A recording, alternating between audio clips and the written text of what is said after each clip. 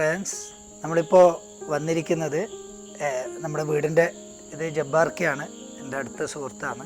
നമ്മളിപ്പോൾ ഇവിടെ വന്നിരിക്കുന്നത് ഞങ്ങളുടെ വീടിൻ്റെ തൊട്ടടുത്തുള്ള നമ്മുടെ അടുത്തൊരു സുഹൃത്തായിട്ടുള്ള സാബുവേട്ടൻ്റെ വീട്ടിലാണ്. ഇവിടുന്ന് ഇപ്പോൾ ഒരു കോള് വന്നതിൻ്റെ അടിസ്ഥാനത്തിലാണ് ഇപ്പോൾ വന്നത്. ഇവിടെ ഒരു വീടിൻ്റെ മുറ്റത്തൊരു പാമ്പുണ്ട് എന്ന് പറഞ്ഞിട്ട്.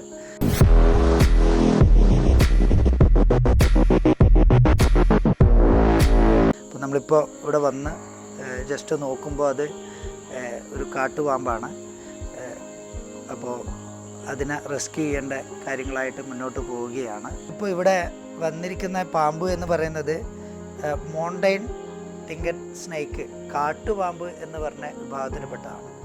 അപ്പോൾ കാട്ടുപാമ്പ് പിന്നെ പല തരത്തിലുണ്ട്. കോമൺ ടിങ്കറ്റ് സ്നേക്ക് കോമൺ ആയിട്ടുള്ളൊരു കാട്ടുപാമ്പുണ്ട്, അതുപോലെ അതിൻ്റെ ഒരു ഉപവിഭാഗത്തിൽപ്പെട്ടൊരു പാമ്പാണ്.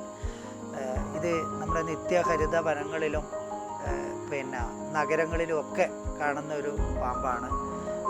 ഇതിൻ്റെ പ്രധാന ഭക്ഷണം എന്ന് പറയുന്നത് എലികളാണ്. എലികളെ തിന്നിട്ടൊക്കെയാണ്, ചെറിയ ജീവികളെ എലികളെയൊക്കെയാണ് പ്രധാനമായിട്ട് ഇതിൻ്റെ ഇഷ്ടാഹാരം.